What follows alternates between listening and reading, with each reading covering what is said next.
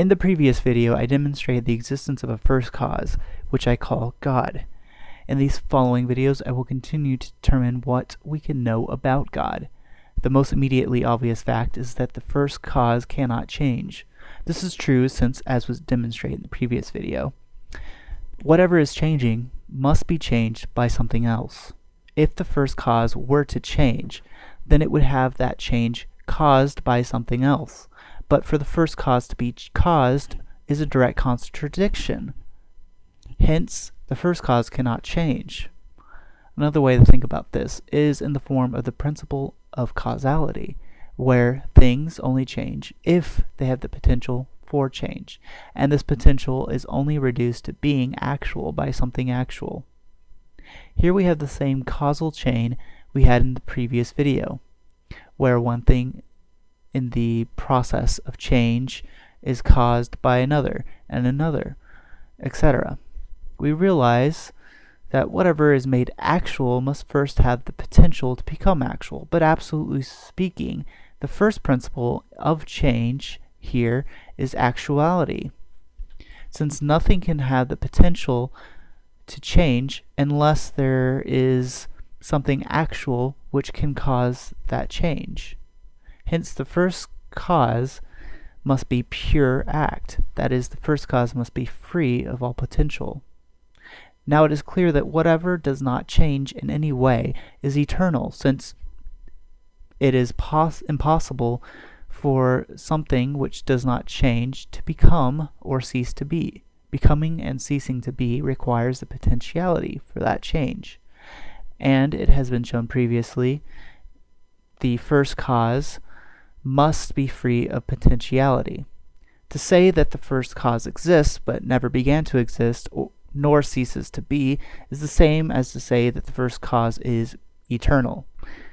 Not only is the first cause eternal in that the first cause never began to exist nor ceases to be, but God is eternal essentially. In other words, God is necessarily eternal, since it is absolutely impossible for God to begin to exist or to cease to exist, since he does not have the potentiality for change.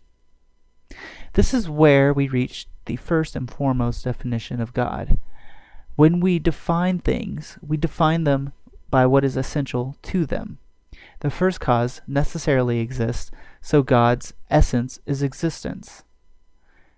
God, therefore, is most properly defined as being, to exist. If you are not familiar with the history of Christianity, then this may not seem very substantial to you.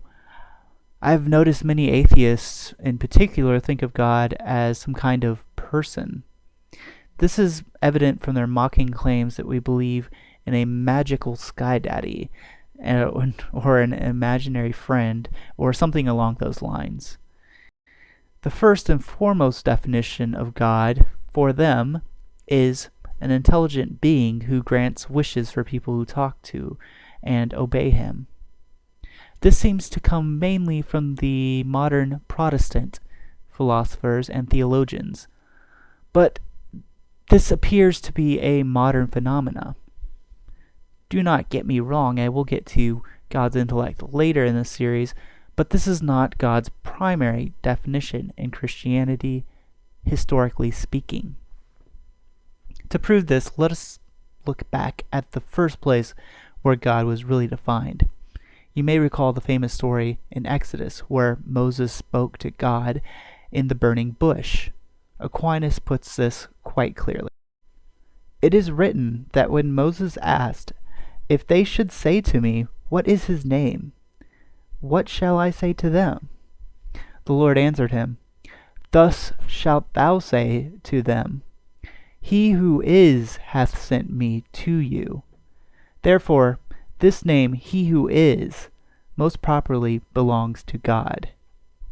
Aquinas goes on to say, "He who is" signifies simply existence itself. This is exactly why when Jesus said, "Before Abraham was, I am," the people picked up stones and attempted to stone him, because to be simply signifies nothing else besides God himself. St. Augustine said, "The answer which was given to the question elicited from the holy Moses when the words of God were conveyed to him by the angel.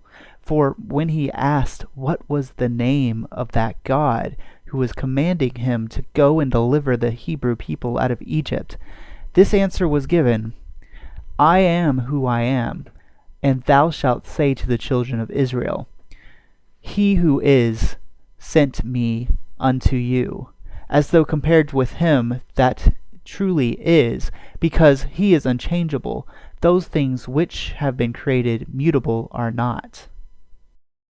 St. John of Damascus said, "Now it seems that of all the names given to God, the more proper is that of He who is, as when in conversing with Moses on the mountain, he says, Say to the children of Israel, He who is hath sent me.